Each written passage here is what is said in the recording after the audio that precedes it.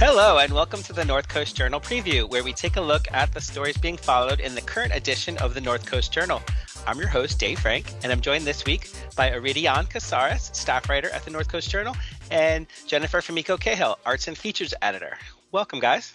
How you doing, David? Hello. Pretty good. We got sunshine, blue skies. It's a little cold, still winter, but it seems pretty nice out. This past weekend, I was loving life outside, and hopefully you guys got a chance to get out there. I mean, briefly. Yeah. It was spring-like. It was actually quite amazing.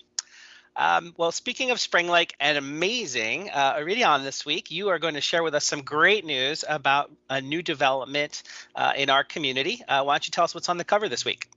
Yeah, so on the cover this week, we are introducing California Polytechnic University Humboldt, or Cal Poly Humboldt for short.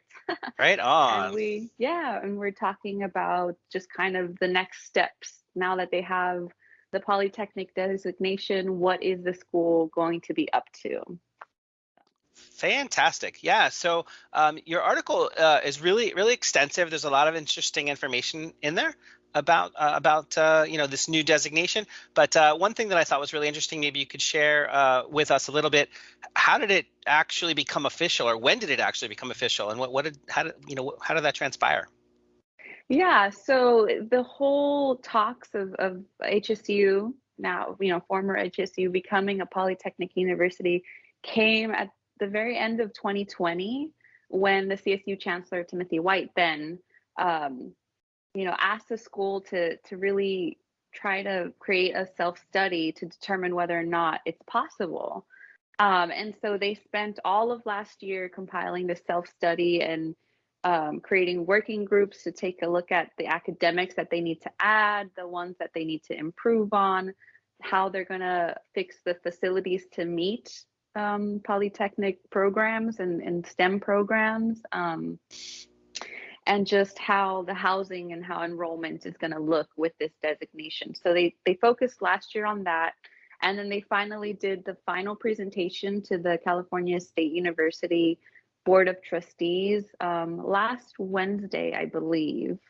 And they voted on it and unanimously approved it, and everyone was for it. There was even some trustee members who were wearing HSU gear and were all about the Polytechnic designation, which I thought was very sweet. But yeah, this has been in the works for quite some time now, and it's finally happened. So that's really cool that they were the CSU Board of Trustees were very supportive, endorsement and unanimous. I think that bodes well. There's a few things left to, there's a few things still to resolve over time now that the designation is here, but it seems like they are really hitting the ground running.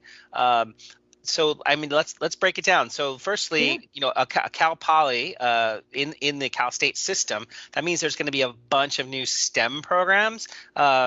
So I'm just going to rattle off a few so that you don't have to memorize these off the top of your head. So they talked about 8 new bachelor's degree programs in mechanical engineering, energy systems, engineering data science, software engineering, marine biology, applied fire science and management, cannabis studies, and geospatial analysis. Also certificate programs in cybersecurity, information technology and sustainability, and a master's in engineering. And that's just in the first year, by fall of 2023, with a whole another 6 bachelor's programs by 2026 for a total of 28 new degree programs. Iridian, I just rattled off a whole bunch of new programs that are coming to the community here as part of the school changing over to become part of the Poly system, Cal Poly system. So what changes is the university expecting now that they're going to need to expand to incorporate all these new programs?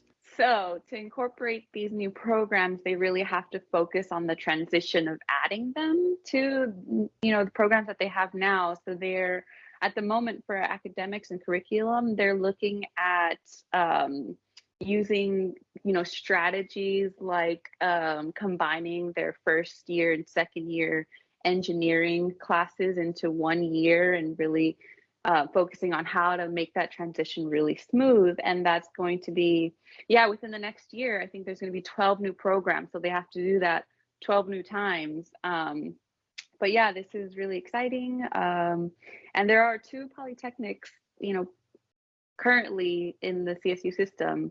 As Cal Poly San Luis Obispo and Cal Poly Pomona. And so HSU is now the third polytechnic university. And so just kind of want to add a little bit of background information. So those two polytechnic universities are really impacted when it comes to like admissions. And they're known for like STEM degrees. And so all of their programs are impacted and they have a very minimal acceptance rate. And so Cal Poly Humboldt is now kind of an opportunity for more students to study STEM degrees if they don't get into those two programs. And it's closer to a lot of people here in Northern California because the other two are, in the kind of SoCal. I remember in your story, you mentioned that they only take something like 30% of their applicants. Yeah, Cal Poly San Luis Obispo is really, really selective in their admissions process. And so I think this is a chance for HSU to really offer those STEM programs and accept more students because I think, a lot of people administrators have been talking about how there's going to be this demand for STEM careers and, to try to fix California's, issues like climate change, wildfires, and droughts. So yeah, this is definitely a transition. So these are definitely jobs of the future that are going to be, people are going to be, it's going to be a very competitive school based on what you said. I think not a lot of people, I didn't even know this, not a lot of people know that the term, when you said impacted, that's like a technical term, which is what, that's what Jennifer said, is that it's so many more people apply than are actually, there's available slots. So that's going to create like a huge demand by default, like immediately in the poly system. So can you tell us a little bit about the growth? What's the expected growth here to absorb this, very competitive demand that's about to set in? Yeah, so the school is expecting to hit an enrollment number of 11,000 students by I think in 7 years also. I think 7 years is the mark for everything for them to really become a fully functioning polytechnic university. And so, they're looking at 11,000 students, which, to some people or to the community might seem like a lot given their history with, having 8,500 students enrolled. That, in 2015, 2016, we saw that a lot of students were having trouble finding housing. Some of them were sleeping in their cars. Others were camping out in the woods. And so this enrollment peak means that the school now has to, figure out or build infrastructure for housing. And I think that's their number one goal is housing. And so they are going to be adding, I believe, 2 new buildings on campus to house about half of, adding 2,000 additional beds to what they have now. So they have those 2 projects, and then they also have the Craftsman site off campus. So it's right across the street from, I think, Sunset. I'm not sure. I don't remember. But so they're going to be building up for housing and also for academics too. I forgot to mention that they're going to build 2 new structures for academics, for programs and stuff like that on the campus events fields and then on the south side of campus. So they're really looking to build up what they currently have. So my apologies to I guess everybody out there. I feel like I buried the lead. You mentioned these infrastructure programs and development and all this investment. So can you tell us like some of these dollar amounts we're talking about? It is a tremendous amount of money that's already been committed to this change. Yeah, so the estimated budget for the entire infrastructure development is about $683 million. And so they already have a one-time investment from the state Last July, I believe, Governor Newsom allocated about $433 million for HSU's Polytechnic push, to really invest in that. And so they have some of that money down, in addition to 25 million reoccurring state funding.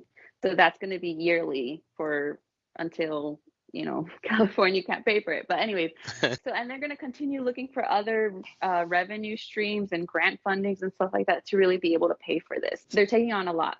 Yeah, so this is a massive investment, over $500 million. Not just infrastructure, that's the infrastructure piece alone, but it's going to be a whole ton of things. Like, there's another set of programs that I didn't mention. By 2029, they're going to add forest engineering, regenerative engineering and design, cybersecurity and agriculture, speech language pathology. Like, it's just a whole bunch of things. Yeah. So there's that whole field of dreams, build it and they will come. The money's there, the plan is there, everything's in place. We know it's going to be very competitive, but what about, locally? There was an element of your article where it says that they're actually going to really ramp up how they, outreach and recruitment. Can you give us a little bit of feedback on that? I think in February of 2020, I wrote a story about how HSU started really investing in local students. And so they did that with the Humboldt First Scholarship. It was a scholarship of about $4,000 in $1,000 increments for every time they're enrolled in good academic standing. And so they offered that to local high school students, and a whole bunch of them took it. And so they're going to continue doing that and really focusing on getting local students, because I think that was a huge part of HSU's enrollment that was missing, is the students that that are already here. But yeah, they're going to continue doing that with donations from supporters. Fantastic. And I know there's an awful lot more in the article to cover, but finally there's two things that I hopefully you could speak to really briefly. One is I saw in the article that the first class, because it's now official, the first class is I guess spring of 2022, which is really cool. And so what's the impact on the gear, like the swag? That's what everybody wants to know, right? Tell us a little bit about that as we wrap up for today. Yeah, it's funny because all my friends who went to HSU with me are like, oh my gosh, you have to go to the store and get me all the gear before it's gone. But don't worry, it's still going to be available. They're still going to have HSU Legacy Gear is what they're calling it. That's great. Yeah, the first class to have the Cal Poly Humboldt degree will be the graduating class of 2022. So like this May, people are going to have it. And I think, if alumni want to get the Cal Poly status on their diploma, they can reach out to HSU and ask for it, but they're still going to, or Cal Poly Humboldt, sorry. So it's exciting stuff. That's really cool. Thanks for keeping us in the loop on these changes. I'm sure we'll catch up again in the future as these investments are made and we're starting to see the fruits of all this amazing prospects for future growth and energy in our community. How about you, Jen? What is going on this week on the Arts and Features Beat? I have a story this week that is a little bit bittersweet. There is in our On the Table column a story about a food distribution. We've had, since the pandemic started,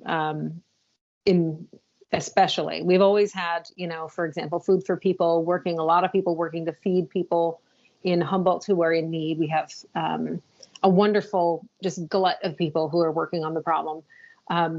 But a group that has not always been served in there, and some of that has to do with language barriers, some of it has to do with cultural barriers, is the Lao and Hmong communities, which are two distinct ethnic communities within Humboldt County. And they often get sort of lumped together, but in fact, they're different languages, different cultures, lots of really unique characteristics, and even in terms of the food that they eat. And, as we have learned from Food for People in the past, when we ask, okay, what's the best thing to donate? The answer has to do with what people actually eat. Right now, the best thing to donate to Food for People, I'll put in a plug, is cash, so that they can spend their money and make it go further than yours can. But when it comes to the food that's often available in food pantries and things like that, and when it comes to the kinds of outreach that different organizations do, whether it's the county or someone else, sometimes these groups get missed. And in 2020, the NorCal Lao Foundation, which grew out of the Humboldt Lao dancers group, they did a food distribution that involved getting a lot of rice and other goods, which were often not found on local shelves, partly because when we were in the first throes of toilet paper hoarding and all of that, people who did not make rice and beans their whole life were suddenly making rice and beans. Suddenly they were like, I must buy all the rice. Really? So anyway, there were a lot of shortages. And so this group of volunteers went out of their way and really worked hard. They got a bunch of grant money from Humboldt Area Foundation, and they did a food distribution that involved, giant sacks of rice, staple ingredients, pantry stable stuff, and then also, fresh produce to give out to families in need. And that, especially for seniors, that was a big deal because a lot of them were vulnerable. We didn't have the vaccine. They couldn't go out and shop for themselves. And again, with language barriers, a lot of information doesn't get to them. And they did this again. So this time it was a different group. This time, Redwood Coast Regional Center approached the NorCal Lao Foundation and said, hey, listen, we've got a budget of like $3,000. What do you say we do a food distribution? And that was spearheaded by Jennifer Garcia. And she reached out to them and some of the central players, some of the board members from the NorCal Lao Foundation, including Tavisak Lucky Sivantong. If you have seen Lucky around, he runs a skate shop and he's also a real estate agent. You can't miss him. Anyway, and if you see him, you are probably on Facebook Live. So like show up looking good because he is always like filming. Anyway, he and other folks from NorCal Lao Foundation got together with the New Rising Hmong Association, which is a new group started by a trio of women in Eureka. Two of them were on hand. One of them, Mai Chang, another Yanli Yang, and I want to say it was Christina Vang is the person who was not on hand that day. She was out of town. But they've started an organization to help get especially health information out to the Hmong community. And that community too is like another one of those groups where word travels by mouth. So you can put up a poster, with COVID information or where to get vaccines. We throw stuff in the newspaper all the time. There's always stuff on our website. If you need to get a vaccine, I guarantee you there's something posted right now that will tell you where to get the nearest one. But they're in English and they're not necessarily in places, they're not meeting Hmong and Lao people where they are. And so what New Rising Hmong Association is trying to do, and they've done this with a couple of ventures so far. They did a domestic violence workshop online. They've done some Zoom bilingual translation stuff. That's great. Is they've been trying to bridge that gap. And so they also acted as a bridge with NorCal Lao Foundation and Food for People.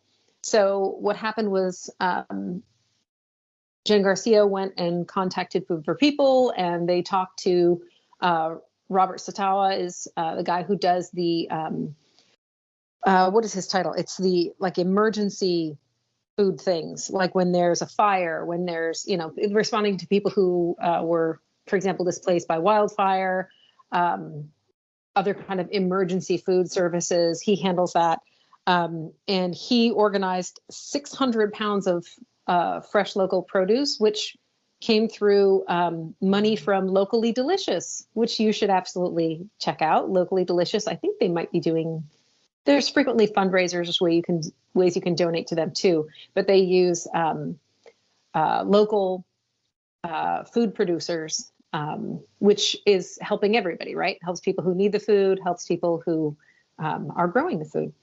And also another 900 pounds of sort of pantry staples, stuff that was on the shelves at Food for People already.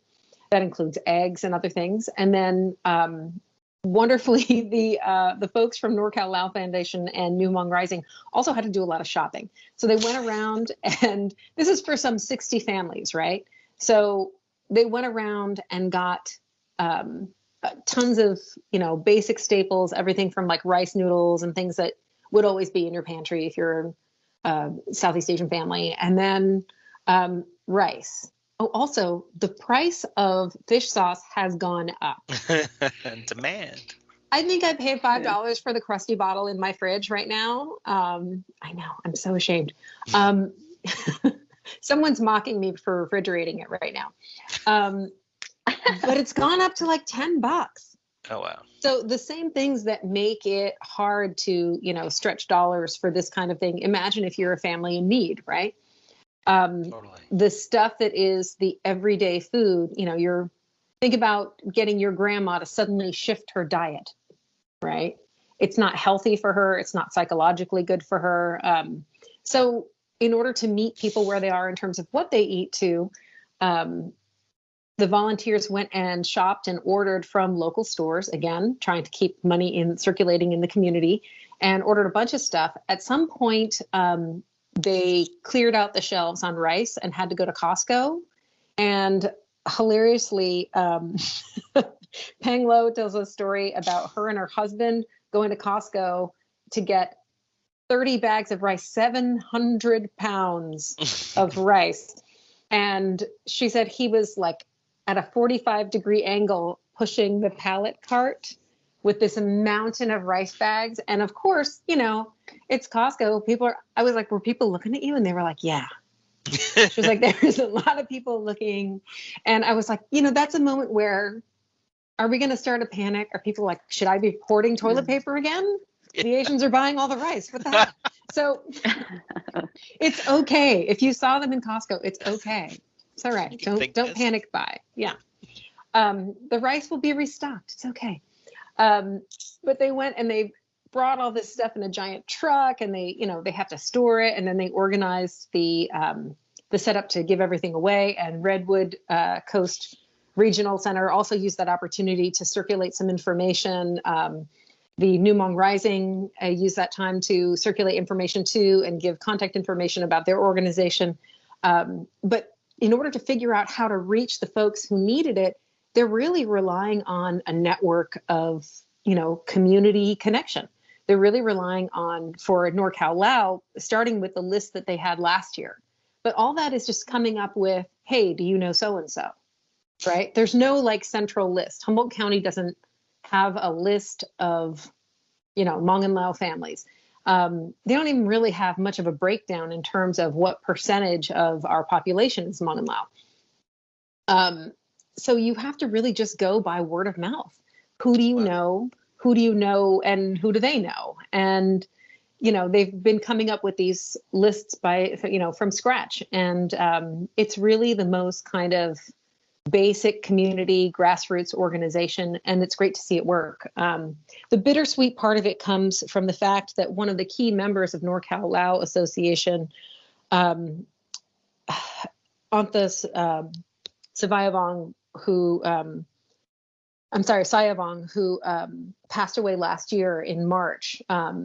It really, I felt like her presence was there because she was such a central figure in that group, and they were a little bit paralyzed after her death. And then Jen Garcia reached out and they got going again. And then sadly, on the day of the distribution, she was actually hit by a car. And oh my God. And Jennifer Garcia passed away this weekend.